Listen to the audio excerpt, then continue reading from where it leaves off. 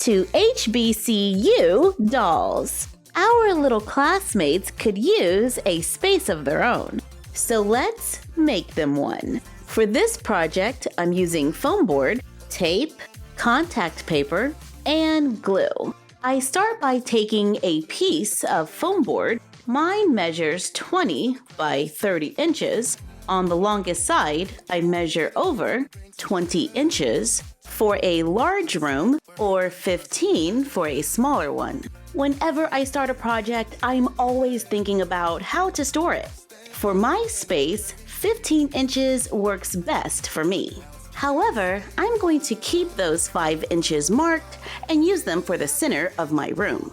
I have about 10 inches left on this side, so I cut another piece of foam board at 5 inches, attach it to the end. On the side that will be the inside of my room, I use clear tape over the seam. On the other, I use hot glue. When crafting, always have adult supervision.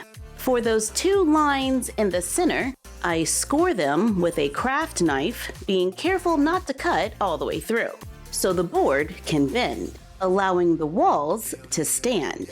Let's cut out a window. I am going to recycle the clear plastic from a doll box. I carefully cut a piece of plastic, trace it on the wall, use a ruler to draw an inner line. I divided my window into 4 parts. Have an adult cut them out, take the clear plastic, and we're gonna tape it right on top. I cut leftover foam board into strips of varying sizes. I glue them around the edge of the window. I add small strips on top of the window to hold the plastic in place, and then another one around the edge, completing our large window. Since this wall has a seam on it, I'm going to cover it with contact paper, leaving a little space at the bottom and the top.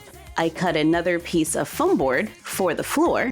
I cover it with a wood grain contact paper. I take more strips of foam board and glue them just above the floor, so it helps to hold the floor in place. Add more around the rest of the wall, making sure to leave a tiny space in the corners so the room can still close, giving our little room baseboards. I added the strips of foam board to the top as well, so that we can flip the walls over and have the window on the other side whenever we want. And now our HBCU dolls have a little corner to call their own that can easily fold up for storage, and the floor fits neatly inside.